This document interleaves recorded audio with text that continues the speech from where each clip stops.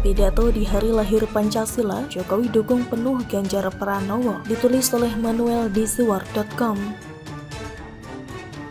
Sebelum kita lanjut, jangan lupa subscribe dan nyalakan loncengnya agar Anda menjadi yang pertama mendapatkan informasi dari jurnal terupdate.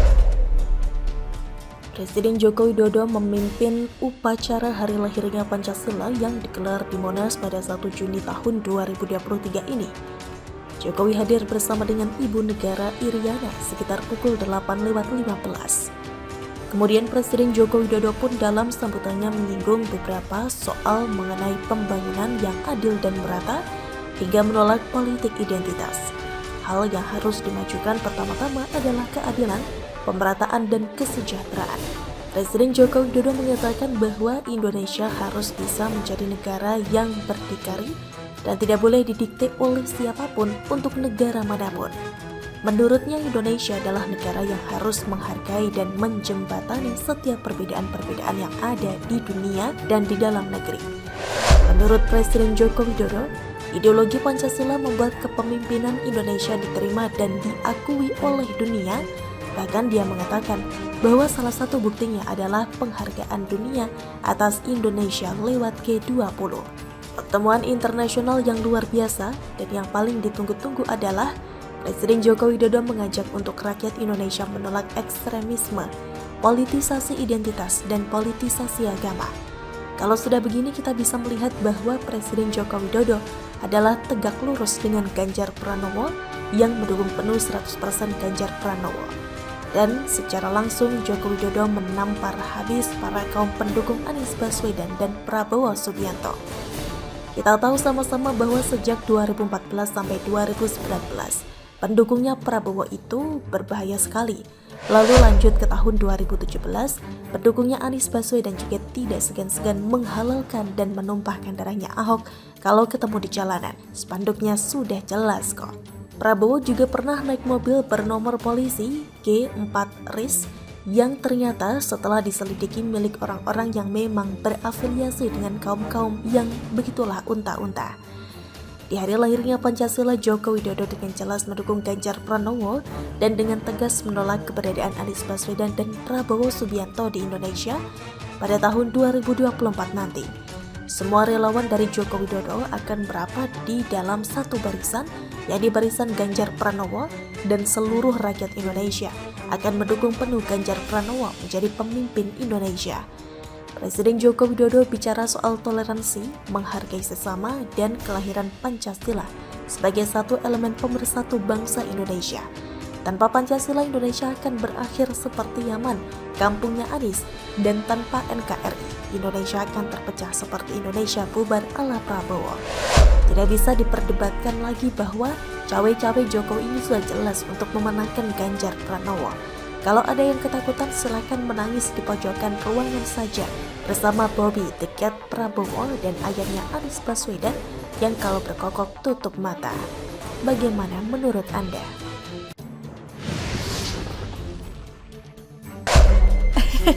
Cukup Pak Dahlan Iskan aja yang kaget. Rakyat Indonesia jangan.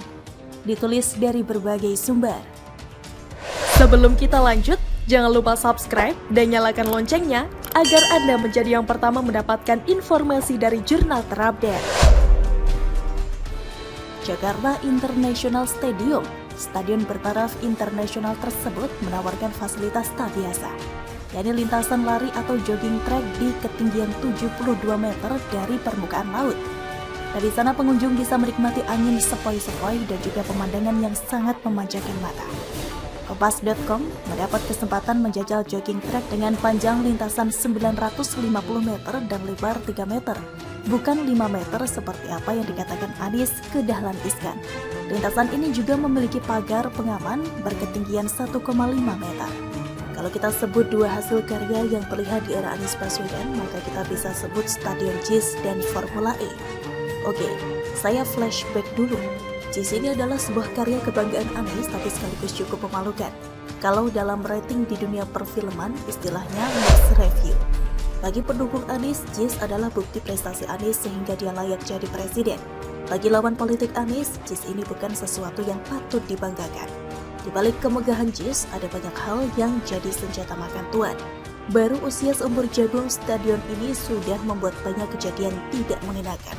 Salah satunya adalah saat peresmian atau grand launching JIS, pagar pembatas penonton roboh.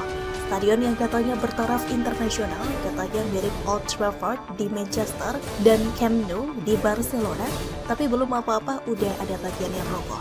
Anies yang saat itu tidak mau kehilangan muka langsung mengolah kalimat agar kejadian itu bukan masalah yang perlu dipusingkan.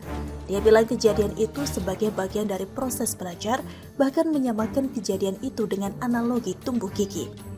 Jangan tanya saya apa korelasinya, karena saya juga gak paham apa yang dia maksud.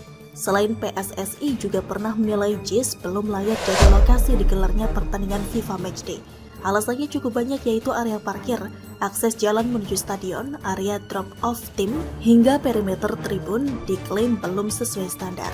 Selain itu ada masalah di lahan parkir yang mana cuma bisa menampung 800 mobil. Itu masuk stadion cuma satu sehingga dianggap tidak nyaman kalau terjadi apa-apa. Dan memang ternyata JIS tidak layak, itu baru ketahuan saat konser Dewa 19 selesai dan penonton mau pulang. Akses transportasi susah setengah mati. Ada yang luntang-luntung tunggu shuttle sampai jam 2 pagi, bahkan ada yang harus numpang mobil damkar untuk pulang.